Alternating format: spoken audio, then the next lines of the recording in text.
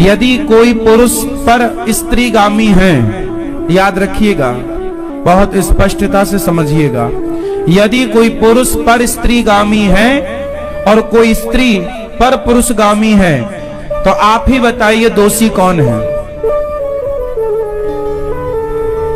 उत्तर दो। यदि आपका पति पर स्त्री गामी है, मीन्स पर स्त्री के पास रहता है, तो उसका जिम्मेदार कौन है? कौन? यदि पति पर पुरुषगामी है, पर स्त्रीगामी है, तो जिम्मेदार कौन है? और स्त्री यदि पर पुरुषगामी होगी तो जिम्मेदार कौन है? पति पत्नी ही जिम्मेदार है। इसलिए गृहस्थ जीवन में पत्नी का धर्म है। पत्नी को मोहिनी कहा जाता है। पत्नी को क्या बोला जाता है? भगवान नारायण ने 24 अवतारों में एक अवतार कौन सा लिया? मोहिनी अवतार। स्त्री, इसलिए हमारे भारत में श्रृंगार होता है। श्रृंगार किसका होता है? स्त्री का होता है, पुरुष का नहीं होता। स्त्री का ही श्रृंगार क्यों होता है? पुरुष का क्यों नहीं होता? 16 श्रृंगार स्त्री का है, तो 8 संस्कार पुरुष को भी होते कि भाई तू भी कुछ लिपस्टिक लगा, तू भी कुछ तो कर। सारा श्रृंगार का स्त्रियों के पास है पूरा कार्य। पायल भी वही पहने, चूड़ी भी वही पहने, मंगलसूत्र भी वही पहने, बिछिया भी वही पहने, बिंदिया भी वही पहने, मांग भी वही भरे, काजल भी वही लगाएं। पुरुष के पास श्रृंगार नहीं है कुछ भी। हाँ या ना? बताओ, स्त्रियों को श्रृंगार क्यों दिया गया?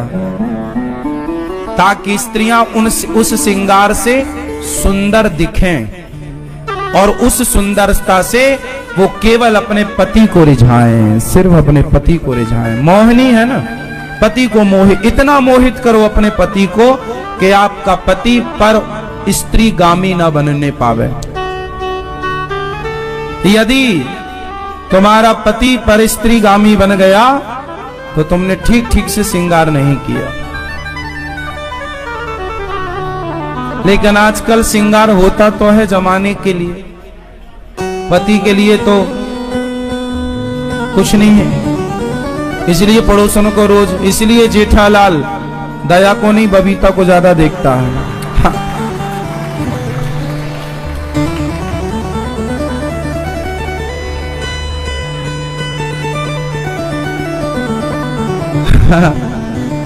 सही है ना?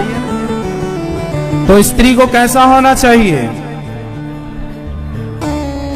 पति के लिए मोहिनी होना चाहिए, जो अपने पति के मन को मोहित करती रहे। और आपने यदि मोहित नहीं किया तो आपकी पड़ोसन मोहित कर लेगी, और वो मोहित करेगी तो फिर आप रोती आओगी, गुरुजी हमारे पति का चक्कर है। समस्या सब तरफ से है। मोहित करो वो अच्छा है। ये मोहित है? कहां धर्म पत्नी आपकी? घर मोहित कर लेती है वो आपको, उन्हीं से मोहित हो ना। हाँ, या तो पत्नी से मोहित रहो, या पति से, या परमेश्वर से, तीसरा कोई नहीं। और पति पत्नी का भी एक टाइम है। पति और पत्नी भी साथ में तब तक आप रमण करो जब तक कि आपके बच्चे अभी छोटे हैं। जब बाप का जूता बेटे के पांव में फिट बैठने लग जाए और मां की चप्पल बेटी के पांव में फिट बैठने लग जाए, तब से तुम दोनों पति पत्नी को भोगी बनकर नहीं, योगी बनकर रहना चाहिए। अब आप दोनों भी कंट्रोल करो धीरे धीरे। क्योंकि हमारा उद्देश्य विषयों का भोग नहीं है। हमने विवाह भोगों के लिए किया ही नहीं था, भोगों पर कंट्रोल करने के लिए विवाह, लगाम लगाने के लिए। लेकिन आज उल्टा होता है कि मन की चंचलता बढ़ती चली जाती है। अच्छा, ये सारे दोष इसलिए होते हैं क्योंकि सत्संग नहीं है। क्या नहीं है? सत्संग। और सत्संग ना होने से बिनु सत्संग विवेक ना होई, और राम कृपा बिनु सुलभ ना सोई। सत्संग की जरूरत है। सत्संग सुनेंगे तो दोनों, अच्छा सत्संग किससे सुनना चाहिए? पति पत्नी दोनों को, क्योंकि दोनों की समझ चाहिए। एक की समझ है पर दूसरे की नहीं है, तो एक गाड़ी साइकिल का एक पहिया पंचर है और एक सही है तो भी साइकिल अपने लक्ष्य तक नहीं पहुंचेगी। दोनों पहिया बढ़ा। पत्नी और पति दोनों को एक विचारधारा का होना चाहिए। किस विचारधारा का होना चाहिए? एक विचार। यदि दो विचार हो गए तो उन पति पत्नी में झगड़ा तब होता है जब विचार दो होते हैं। पत्नी का विचार कुछ और पति का विचार नहीं मिलने से पति पत्नी में क्या होता है? तलाक होता है, झगड़ा होता है। और विचार मिल गए तो फिर अर्धांगिनी होता है। हमारे यहां क्या होता है? अर्धांगिनी। हमारे यहां वाइफ नहीं होती, हस्बैंड नहीं होता। हमारे यहां धर्म पत्नी, और धर्म पत्नी है ये हमारी, अर्धांगिनी है। और ये हमारे परमेश्वर हैं, पति परमेश्वर। तो भगवान श्री कृष्ण का नामकरण हुआ। अनेक नाम है भगवान के। भगवान का दर्शन करने शंकर जी आए और खूब प्रेम से दर्शन किया। किसका दर्शन किया? भगवान कृष्ण के। मैया यशोदा से बोले, मैया, ओ यशोदा मैया, ओ मैया। हाँ बाबा, बड़ी दूर से आए हूं मैया, एक बार लाला को दर्शन कराए दे। मैया बोली, मैं दर्शन कराऊंगा तो बाबा तू का देगो मेरे लाला को? मैया, मैं ऐसो आशीर्वाद दूंगा को तेरो लाला खूब जिए हजारों साल, ओ जुग जुग जीवेरी, खूब जिए तेरो लाला। मैया बोली, अच्छा बाबा, पर तेरी शकल बड़ी डरावनी है। ये इतने बड़े बड़े सांप काय को लटका रखे हैं और भभूति काय को रमा रखी है। अब थोड़ा भगवान छोटे से कन्हैया ना अब घुटनों के बल चलने लग गए। करवट लिए फिर घुटनों के बल चले। अब तोतली भाषा में मैया यशोदा को मैया मैया बोल बोले, मैया मैया मैया, मोको मक्खन दे दे मैया, मैया मोको दूध पिलाए दे मैया। बाबा बाबा देखो मैया दूध नहीं पिला रही है। बाबा बोलते, रही यशोदा, लाला को काय को दूध नहीं पिला रही है, जल्दी से पिलाओ। मैया बोली, लाला ज्यादा दूध पी लेवेगो तो पेट खराब है जाएगो। आज तो को गंगी को दूध पिलाऊंगी ना मैया, मोको तो तेरो ही दूध पीनो है। भगवान मचल रहे हैं मैया का दूध पीने के लिए। मैया दूध पिलाती है, आंखों में काजल लगाती है, श्याम सुंदर के बालों में कंघी करती है मैया, और सुंदर सी चोटी करती है। बाल घुंघराले हैं भगवान के, कुछ घुंघराली लट मैया आगे छोड़ देती है और पीछे के बालों का जूड़ा बना करके और उसमें मोर का पंख लगा देती है। शंकर जी आए थे तो यशोदा मैया, शंकर जी ने भगवान कृष्ण को बांसुरी दी थी।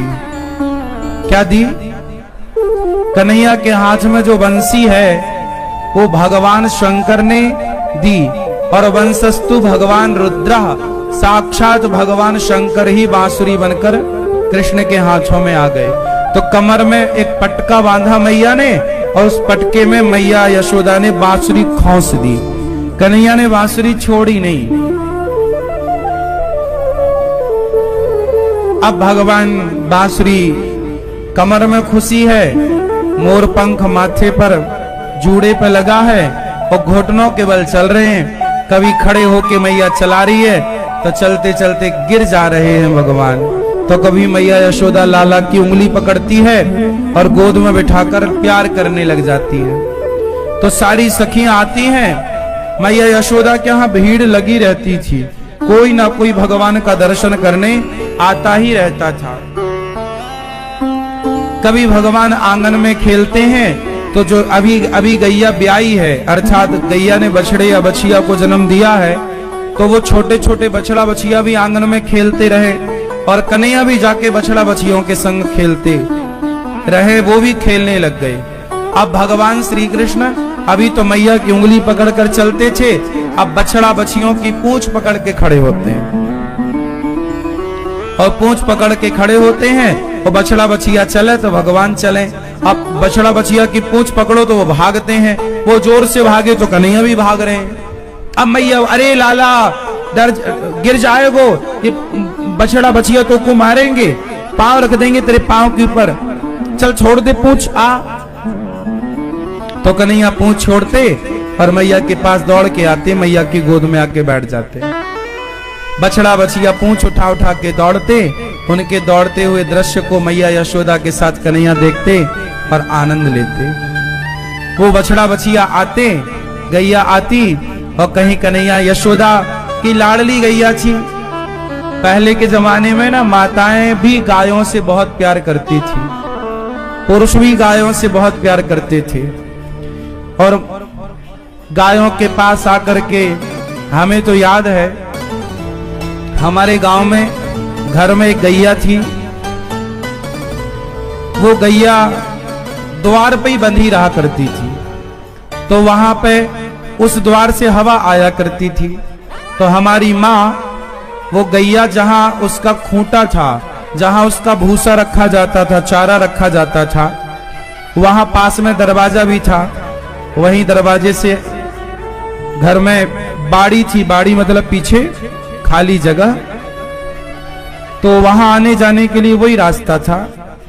तो वहां से हवा आती थी तो हमारी मैया वहीं बैठ जाती थी, हम लोग वहीं बैठ, गैया सामने वो चाटती रहा करती थी। कहीं मुंह चाटने लग जाए गैया, कहीं हाथ चाटने लग जाए, कहीं साड़ी खाने लग जाए। ये गायों से बड़ा लाड़ था पहले। अभी भी हम गौरी गोपाल गौशाला, आप भी जाएंगे गौरी गोपाल गौशाला तो गाय आएंगी आपके पास और आपके हाथ को, आपके जो आपका अंग मिल जाएगा, हाथ मिल जाएंगे हाथ, पांव मिल जाएंगे पांव, आपका मुंह पास में हुआ तो आपके मुंह को चाटने लग जाएंगे। आज भी गाय का वही लाड़ ममता है। तो यशोदा मैया जब बैठती ना कन्हैया को लेकर, तो गंगी नाम की गाय आती और वो मैया यशोदा के पांव चाटने लग जाती। मानो गंगी कहती, मैया तूने कितना पुण्य किया है कि देख आज जगत का पालनहार तेरी गोद में खेल रहा है। मैया गंगी गाय आती, मैया यशोदा के पांव को चाटती, हाथों को चाटती और फिर धीरे से कन्हैया के पांव को छूती, धीरे धीरे कन्हैया के पांव को चाटती। वो कन्हैया भी गंगी गाय को हाथ फेरते, प्यार करते।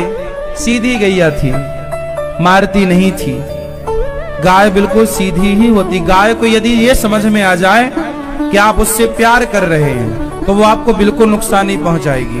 और यदि गाय को ये समझ में आ गया कि आप उसके साथ कुछ दुर्व्यवहार करने वाले हैं, उसके बछड़े को या बछिया को नुकसान पहुंचाए या कुछ भी गड़बड़ है, तो फिर गाय अपने रूप में आती है।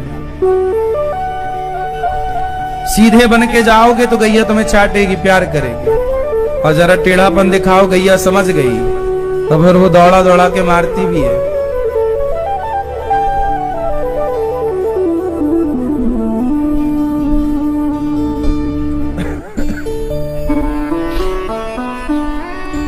यशोदा माँ की जो गंगी गाय थी, उसी का दूध भगवान कृष्ण भी पिया करते थे। एक दिन की बात है कि भगवान श्री कृष्ण का श्रृंगार किया मैया ने और पालने पर लिटाया, भगवान सो गए। मैया अपना दही मंथन करने लग गई, मक्खन निकाल कर बिलो कर रखने लग गई, सारा काम घर का मैया यशोदा करने लग गई कि तभी कन्हैया की नींद खुली।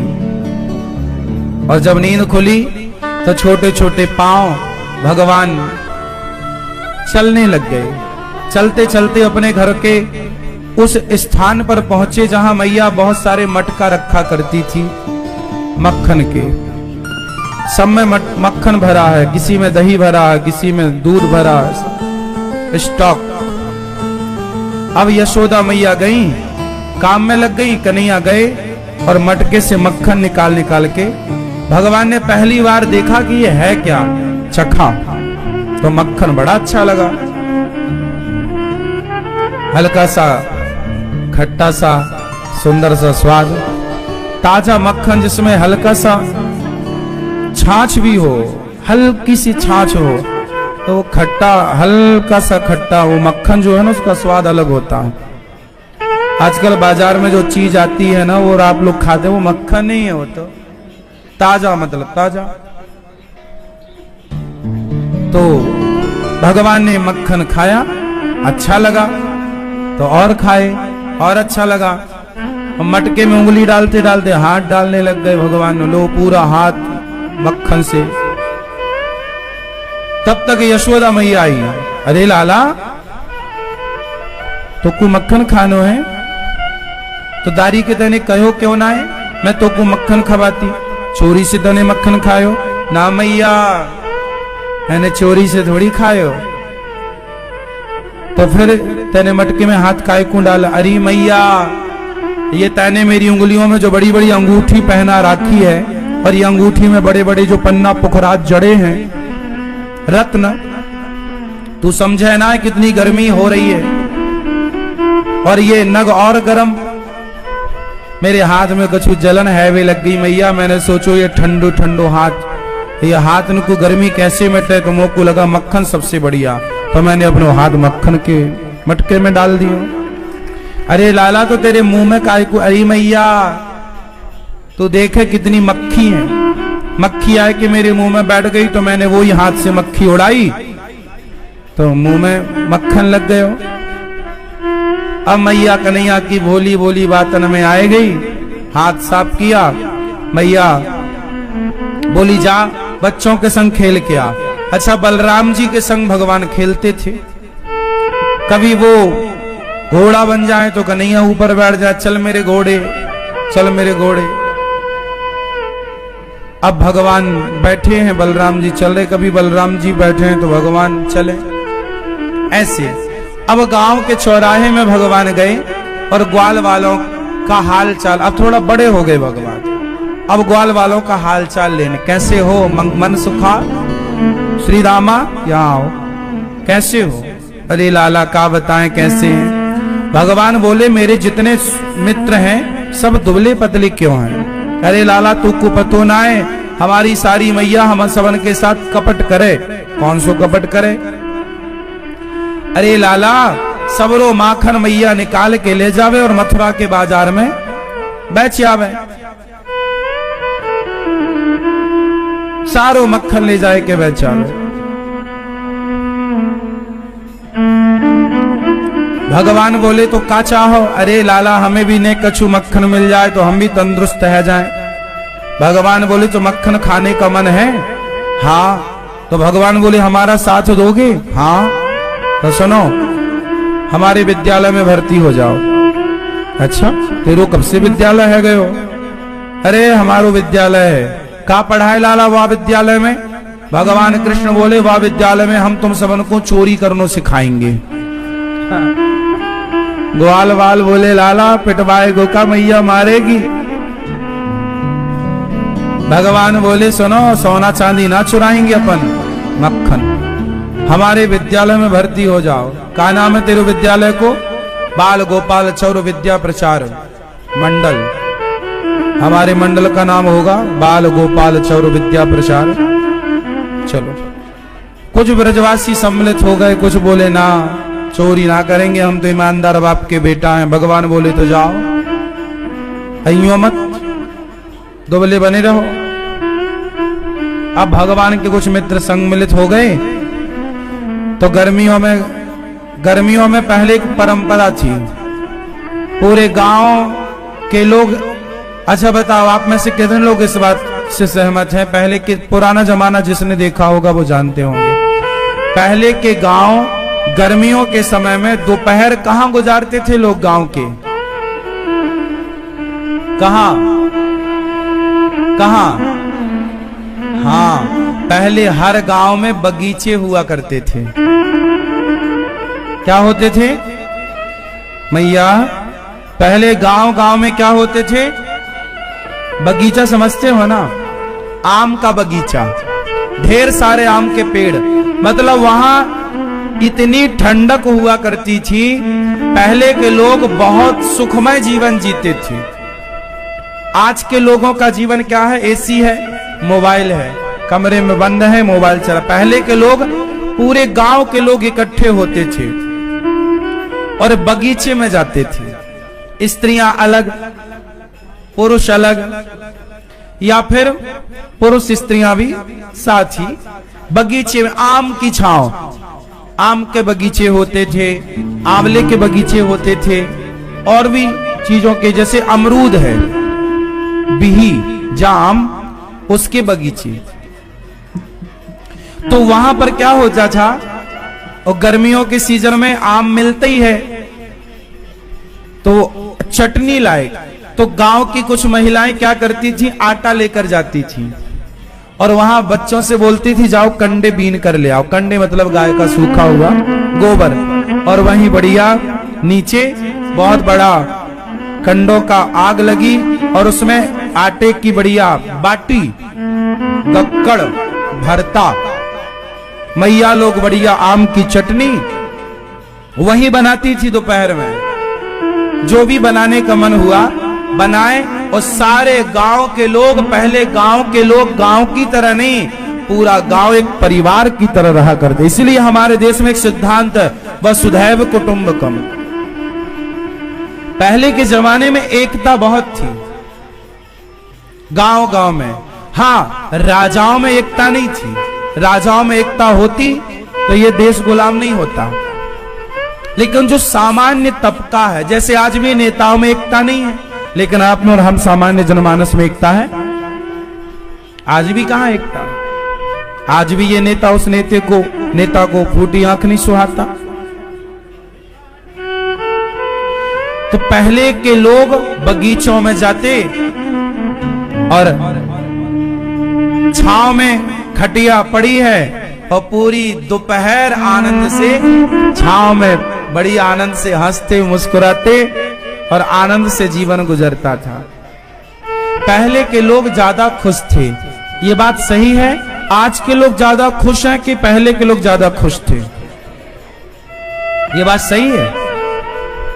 आज पहले के लोग गरीब थे, आज के लोग अमीर हैं। पहले गरीबी थी पर खुशी ज्यादा थी, आज अमीरी है पर खुशी नहीं है। अब आपसे दोनों में एक को चुनने को बोला जाए कि क्या चुनोगे, अमीरी या खुशी? क्या चुनेंगे? और एक बात याद रखिएगा, जो अमीर है वो खुश नहीं है और जो खुश है वो अमीर नहीं है। ईश्वर का बैलेंस है ना। कई बार हमने झोपड़पट्टी में रहने वाले लोगों को ज्यादा खुश देखा बंगलों में रहने वालों की अपेक्षा। खुश देखा, और सबसे बड़ी दौलत खुशी ही तो है, प्रसन्नता ही तो है। लोग ठहाके लगा के गांव में आज भी हंसते हैं, मुस्कुराते हैं, खूब हंसते हैं। ईर्ष्या नहीं, द्वेष नहीं, छल नहीं, कपट नहीं। आजकल का इंसान हंसता ही नहीं है, हंसी भी बनावटी है। हाँ या ना? आप मेट्रो स्टेशन में जाइए, मेट्रो ट्रेन में जाइए, फ्लाइट में जाइए, फ्लाइट में जाएंगे ना, सब लोग ऐसे बैठे रहते हैं मुंह फुला।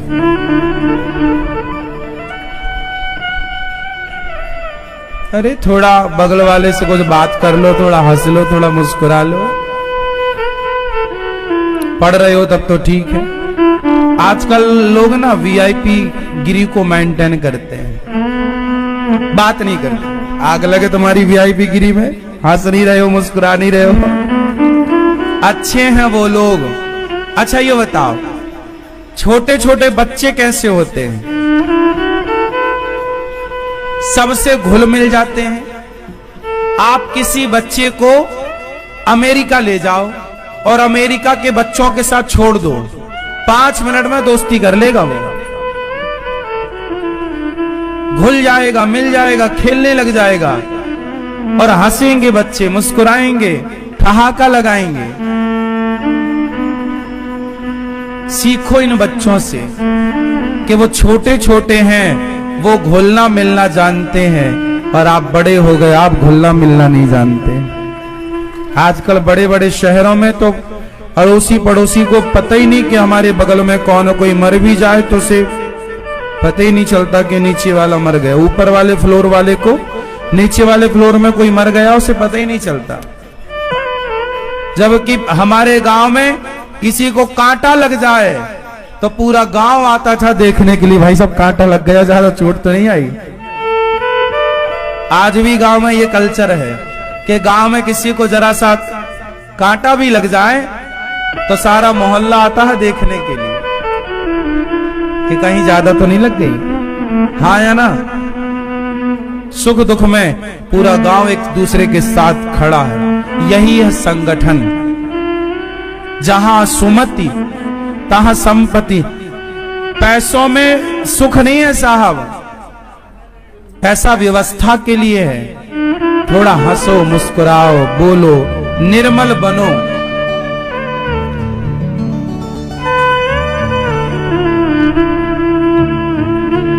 वो कागज की नाव है ना,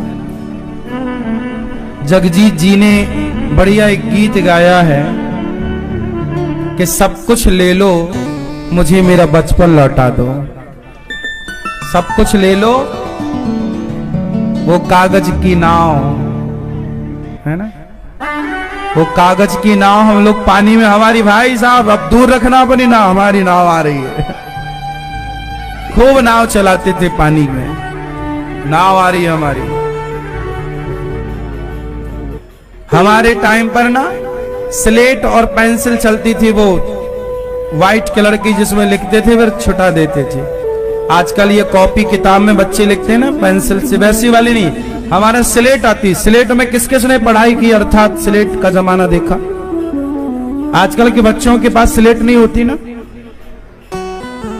हमारे टाइम में स्लेट, हम लोग स्कूल जाते थे तो बस्ता समझते हो, बस्ता, हम लोग बैग वैग तो बोलते ही नहीं थे, बस्ता।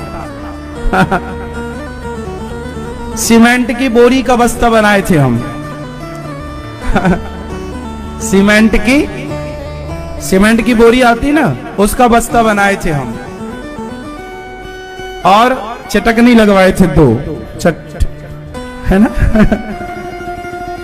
उसमें कॉपी किताब और स्लेट हुआ करती थी, और साथ में पानी लेके जाया करते थे पहुंचने के लिए। उसको स्लेट में लिखने के बाद फिर छुटाना है, तो हम लोग पानी से हम लोग बचपन में स्कूल में पानी बेचा करते थे। सुनो, एक छोटी सी, उसको बत्ती बोलते थे हमारे यहाँ, पेंसिल को छोटी, जो छुई की बनती थी। जैसे आज नहीं मास्टर जी लोग ब्लैक बोर्ड में लिखवाते थे, क्या चौक बोलते, चौक तो बड़ी होती थी, मोटी होती थी, पर वो जो हमारी छोटी होती थी ना, पेंसिल तो ठीक है, आजकल ये पेंसिल बोल ही रहे हैं, हमारे गांव में बत्ती बोलते थी। और गोल आती थी, चौकोर भी आती थी गोल, तो हम लोग ना बोलते थे इतनी वाली पेंसिल दो तो पानी देंगे। तो पानी देने, उसको पानी दिए, पेंसिल लिए। और कई बार स्लेट में ना वो गोल वाली जो पेंसिल आती थी उसको लुढ़का के खेलते थे कि यदि चोट लग गई तो तुम अपनी पेंसिल हमें दोगे। खेला करते थे। जब दूसरी क्लास में थे तब का हमें याद है अच्छे से। फर्स्ट क्लास में हमें याद नहीं है, फर्स्ट क्लास का बहुत ज्यादा, पर दूसरी क्लास कक्षा 2 जब हम पढ़ने स्कूल गए, हमारे गांव के सरकारी स्कूल, 7वीं तक हम सरकारी स्कूल में पढ़े हैं। तो हम जब स्कूल पढ़ने जाते थे तो हम दूसरी क्लास से हमें उधम, हम बहुत ज्यादा उधम करते थे। तो एक बार हमारे सर थे, माँ साहब जी बोलते थे, सरवर नहीं बोलते थे, शुद्ध गांव के आदमी माँ साहब क्या बोलते थे, मासा नहीं माँ साहब। आप लोग समझते हैं ये भाषा, प्रयोग हुई है आपके जमाने में? माँ साहब, माँ साहब आगे चलो, खड़े हो जाओ, खड़े हो।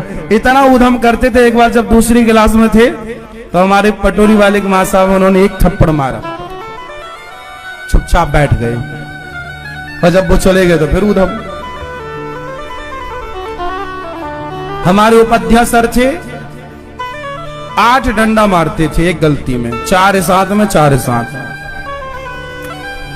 बहुत बढ़िया बचपन था, और आपका भी बचपन अच्छा ही रहा होगा। थोड़ा खुश होना रहा करे कभी तो अपने बचपन को, अतीत को याद कर लिया करो, अच्छी चीजें याद किया करो, बुरी वाली नहीं। वो बुरी चीजें आपको दुख देंगी। अच्छा, बचपन में हम लोग पढ़ने के लिए दूसरे गांव जाते थे। हमारे गांव में 5वीं तक स्कूल था और 10वीं तक दूसरे गांव में स्कूल था। तो हम 5वीं के बाद 6ठी क्लास दूसरे गांव में पढ़ने गए। तो वो गांव के लड़के हम लोगों को बड़ा परेशान करें कि तो उस गांव के हैं, चलो। तो एक बार वो गांव के लड़कों ने, ये हमारे गांव का स्कूल है, इसमें हम पढ़े हैं, ये वही स्कूल है जिसमें हम पढ़े हैं। आगे वाली खिड़की देख रहे हैं, दरवाजे के पास, वहीं बैठा करते थे अंदर। तो हम दूसरे गांव गए 6वीं क्लास पढ़ने। तो क्या हुआ कि वहां के गांव के लड़के बड़े शरारती थे। दूसरे गांव से लड़के आए तो उन्हें मारा करें, उन्हें परेशान करें। लड़कियां जाए पढ़ने तो उन्हें परेशान किया करें।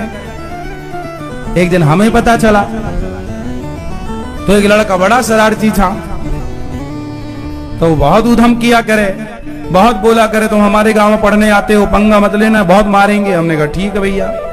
एक दिन हमने उसे इतना मारा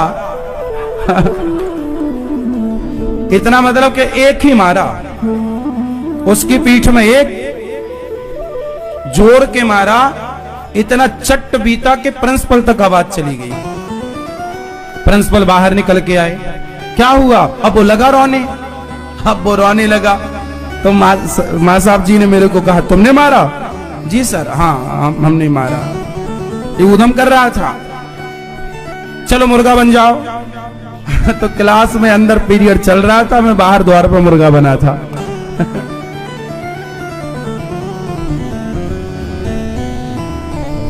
फिर उससे हमारी दोस्ती हो गई थी, क्योंकि वो समझ गया लड़ने बढ़ने से काम नहीं चलेगा।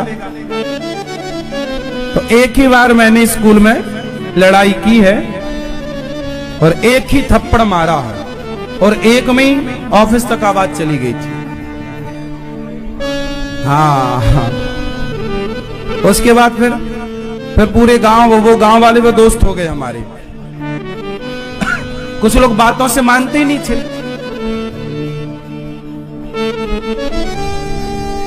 ऐसे गिल्ली डंडा खेलते रहते थे छुट्टी के टाइम पे।